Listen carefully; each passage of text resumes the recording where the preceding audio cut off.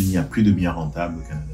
Tu te lèves chaque matin, tu regardes sur Realtor, Centris, du Proprio, et tu as l'impression que tous les biens qui sont listés ne sont pas rentables. Tu parles à des courtiers immobiliers, ils te proposent des propriétés, et là, à nouveau, tu as l'impression qu'ils ne sont pas rentables. Mais comment faire pour trouver une propriété qui est rentable au Canada? Dans ces vidéos, je te donne 5 stratégies. 5 stratégies qui vont te permettre d'enfin trouver ce bien rentable, qui va te permettre d'enfin passer chez le notaire afin de faire ta première acquisition. C'est parti.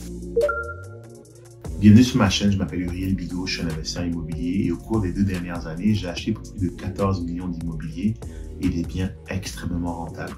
Dans ces vidéos, je vais te partager mes stratégies, les stratégies que j'utilise, mais aussi celles qui sont utilisées par mes clients pour constamment réussir à trouver des biens rentables et à constamment réussir à faire des acquisitions. Mais tout d'abord, si tu es nouveau sur ma chaîne, sache que j'organise un événement une fois par mois, justement dans lequel je te montre comment faire pour trouver des biens rentables. Alors, si c'est quelque chose qui t'intéresse, je t'invite à regarder dans la barre de description et tu trouveras un lien potentiel. Donc, première stratégie, au fait, première chose que tu devrais savoir, on ne trouve pas un bien rentable, on crée un bien rentable. La réalité, c'est qu'il y a certains marchés dans certains pays où est-ce que tu as des biens qui dorment sur le marché et qui, day one, premier jour, vont commencer à te dégager un surplus, ce qu'on appelle un cash flow.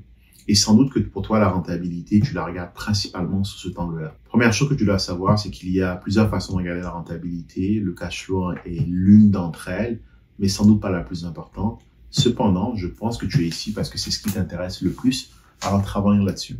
On ne trouve pas un bien rentable, on crée un bien rentable. Et pourquoi? Parce qu'aujourd'hui, au cours des dernières années, on a eu une très forte augmentation du prix de l'immobilier au Canada et les valeurs locatives n'ont pas forcément toujours suivi. La conséquence, c'est qu'on a un gros delta. C'est normalement un bien est rentable quand il respecte ce qu'on appelle la règle du 1%.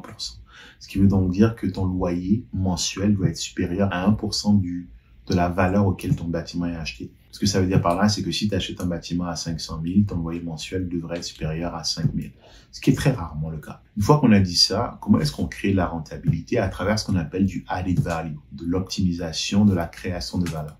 Comment est-ce qu'on crée de la valeur? Simplement en augmentant les loyers ou en repositionnant l'actif. Je te donne un exemple concret. Un appartement que tu achèterais aujourd'hui qui serait loué à 1500, mais il te faudra aller chercher peut-être un 2000 pour le rendre rentable. Au lieu de le louer à 1500, si c'est un 3 chambres, est-ce que tu peux le louer comme étant 3 chambres à 3 étudiants différents et aller chercher un loyer de 700 $ par chambre, par exemple, ce qui est tout à fait possible quand tu es dans les bons centres urbains. Est-ce que tu peux le louer avec des meubles? Est-ce que tu peux le louer à la journée et non au mois? Toutes ces stratégies ont ultimement pour objectif de venir augmenter ton loyer, de venir augmenter ta valeur locative, ce qui va te ramener la rentabilité que tu recherches tant.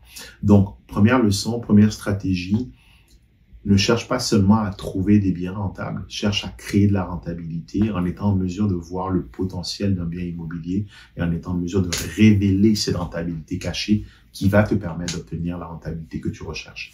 Une fois qu'on a dit ça, je vais quand même te partager des stratégies pour trouver ce qui t'intéresse. La réalité, c'est qu'il y a énormément de propriétés sur le marché régulier qui sont rentables, c'est juste que tu ne regardes pas forcément de la bonne manière. J'étais à Cotonou, c'était il y a 2 ans, j'étais en vacances et il y a un bien immobilier qui est arrivé sur le marché. J'avais fait une offre avant de partir en vacances. Mon offre avait été refusée, il y en avait eu une dizaine. Et il y avait une offre qui était meilleure que la mienne. Mais j'avais pris le temps de créer une belle relation avec le vendeur. Je l'ai même appelé pour lui dire, tu sais quoi, je sais que tu as accepté une offre qui est meilleure que la mienne. Félicitations à toi, fais une bonne vente. Et ce simple appel m'a valu le fait que le vendeur me rappelle. Et j'étais à Cotonou, je m'en souviens encore, j'étais dans ma voiture et il m'a dit, Uriel, l'offre qui a été acceptée avant la tienne n'est pas allée au bout. J'ai plein d'autres offres que je peux rappeler qui sont meilleures que la tienne, mais j'ai bien aimé la relation qu'on a créée ensemble. Donc, je te propose de simplement prendre ton offre. Que ce soit vrai ou pas, moi, le prix auquel j'avais fait mon offre me convenait. Du coup, j'ai accepté sa proposition. J'ai réécrit une offre. C'est un bâtiment que j'ai acheté à 1 160 000 dans la ville de Sherbrooke, un bâtiment de 11 logements qui était sur du proprio. Du proprio, c'est un site d'annonce sur lequel les vendeurs vendent directement leurs biens. On parle donc ici d'un bâtiment qui était sur Internet, sur le marché, aux yeux de tout le monde, et que j'ai réussi à acheter à 1 160 000. Dès le départ, j'avais à peu près un cash flow de 2000 $ pour un bien que j'ai acheté sur Internet. Pour te donner toute l'histoire, ce bâtiment, il y a mis beaucoup de rénovations. Il a été réévalué en début d'année à 2,4 millions, ce qui a largement permis au refinancement de sortir toutes les billes qu'on avait investies dans ce bâtiment.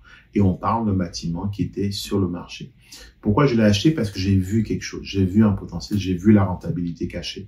Mon point est de te dire qu'il y a des biens sur le marché. La différence entre ceux qui achètent Et ceux qui n'achètent pas, ce n'est pas parce qu'ils sont idiots, ce n'est pas parce que c'est de l'argent de la drogue, c'est simplement parce qu'ils ont une vision. Ils ont compris quelque chose que tu n'as pas compris, qui est le fait qu'on sait transformer n'importe quel bien qui en apparence est une bouse, un taudis, en une machine à cash, à condition d'être en mesure de voir la rentabilité cachée et de la révéler en faisant les optimisations requises pour ce bâtiment. Des stratégies que je te partage, regardez sur Internet, que ce soit sur Realtor ou sur Centris, que ce soit sur Duproprio, des fois tu as des biens sur Facebook, fais tes recherches sur Internet et la clé va vraiment être la consistance. Est-ce que tu es en mesure tous les matins de faire ce que tu as prévu de faire en termes de prospection, de faire des appels, de faire des analyses. Ce qui va te permettre de trouver / créer ces biens-là, c'est la routine que tu vas mettre en place et qui va faire que chaque jour, à une heure précise, tu es devant ton ordinateur à faire tes recherches. Donc, regarde sur le marché régulier, regarde sur le marché classique. C'est une des façons, une des stratégies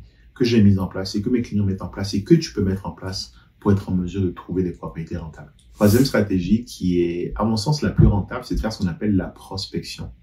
La prospection consiste d'abord à se définir un carré de sable, un quartier, une ville, un ensemble de rues que tu vas prospecter. Tu te définis un périmètre. Ensuite, tu vas dans le rôle foncier pour sortir le nom de tous les propriétaires qui sont dans ce périmètre et qui possèdent les biens qui t'intéressent. Et ensuite, tu vas directement frapper à leur adresse. Tu vas directement frapper à leur porte. Ça demande du temps, de l'énergie, mais c'est la meilleure façon d'établir un contact humain avec quelqu'un qui potentiellement voudrait vendre sa propriété, avec quelqu'un qui potentiellement va te permettre de faire une acquisition qui va te permettre de sauver un 50 000 ou un 100 000 ou même un 30 000, ne serait-ce que le 30 000 du courtier immobilier s'il le vendait avec un courtier immobilier. Donc, c'est quelque chose qui est chronophage, qui prend du temps, qui demande de la discipline, mais qui est extrêmement rentable car ça te permet de trouver des propriétés hors marché sur lesquelles tu peux faire des beaux profits. Quatrième stratégie, et celle-ci, on est toujours plus dans le relationnel, c'est de faire du réseautage, du networking avec des courtiers immobiliers. Les courtiers immobiliers, ce sont ceux qui font de la prospection, ils font exactement ce que je viens de décrire dans l'étape d'avant. Ils trouvent des propriétés, ils les listent, ils les mettent en vente. Ce que tu dois savoir, c'est qu'un courtier immobilier a tout intérêt à vendre une propriété hors marché que de le vendre sur le marché. Pourquoi? Parce qu'une fois que la propriété est arrivée sur le marché, très probablement, l'acheteur va être représenté par un courtier immobilier, ce qui va le forcer à devoir partager sa commission avec le courtier en face. Quand un courtier immobilier qui représente un vendeur vend une propriété en direct, il garde toute la commission pour lui. Donc, c'est extrêmement rentable pour lui de ne pas avoir à avoir un courtier immobilier en face. Ces courtiers, souvent, ce qu'ils vont faire, c'est qu'ils vont partager ces propriétés avec l'autorisation, bien sûr, du propriétaire dans ce qu'on appelle leur liste d'emails hors marché. Et tu veux créer des relations avec ces courtiers qui opèrent dans ton secteur. Tout ce que tu as à faire, prends une marche, regarde ceux qui ont le plus de pancartes, appelle-les directement en leur disant « Bonjour, je suis un investisseur sérieux, je recherche des propriétés. J'aimerais que vous communiquiez avec moi si vous avez des propriétés hors marché. Voici mon email. Ce que je peux vous donner en échange, c'est une rapidité de transaction. Je suis déjà prêt à approuver. Voici ma preuve de mise de fonds. Si vous trouvez quelque chose hors marché, contactez-moi. » Je te garantis qu'ils vont le faire parce qu'ils vont voir en toi un client potentiel qui va leur permettre de faire 2 fois plus de commissions que s'ils mettaient la propriété sur le marché. Donc, ce que tu veux faire, quatrième stratégie que je te partage, créer du networking, créer des relations privilégiées avec des courtiers immobiliers qui opèrent dans le carré de sable dans lequel tu veux acheter, afin d'être en mesure d'avoir des listings avant tout le monde hors marché. Cinquième stratégie, et non des moindres, celle-ci, je la vois particulièrement parce que en ayant ma licence de courtier immobilier, j'ai accès à ce qu'on appelle l'information privilégiée, j'ai accès à ce qu'on appelle les propriétés qui ont expiré. Qu'est-ce que c'est? C'est que des propriétés qui ont été en vente avec des courtiers, mais qui n'ont pas trouvé preneur, soit parce que le courtier l'a mal listé, soit parce que le vendeur en demandait trop, soit parce que il y a une offre d'achat qui est entrée et qui n'a pas abouti, mais qui a bousillé la vente. Peu importe la raison, mais une propriété qui a expiré a plusieurs avantages. Le plus important, c'est que le vendeur a exprimé à un moment T l'envie de vendre cette propriété à un prix donné. Et tu sais à quel prix il a essayé de le faire et qu'il n'a pas réussi à le faire. Donc, une des meilleures façons de trouver des deals rentables, c'est de regarder les propriétés qui ont expiré. Dans mon programme d'accompagnement pour la prospection, je partage la liste des propriétés qui ont expiré dans le secteur qui intéresse mes prospecteurs. Je leur partage l'information parce qu'elle vaut de l'or. Cette liste permet derrière à ces prospecteurs d'aller frapper aux portes, d'aller contacter directement ces vendeurs et de leur dire « Tu avais essayé de vendre la propriété il y a 6 mois à tel prix, voici le prix que je t'en offre. Au passage, il n'y a plus de courtier dans la transaction, donc tu sauves de l'argent au passage. » C'est gagnant-gagnant à la fois pour le vendeur et à la fois pour l'acheteur, ce qui va permettre derrière à ces personnes de trouver des propriétés rentables. Voilà, voici 5 stratégies que je t'ai données sur comment tu peux faire pour trouver des propriétés rentables. Si des choses qui t'intéressent à nouveau, je t'invite à regarder le lien dans la barre de description pour l'événement dans lequel je t'explique tout ça en long et en large. Je te donne aussi accès à mes outils. Alors, si ça t'intéresse, inscris-toi à mon événement. Ou sinon, je t'invite à regarder cette vidéo ou cette vidéo. Bonne journée.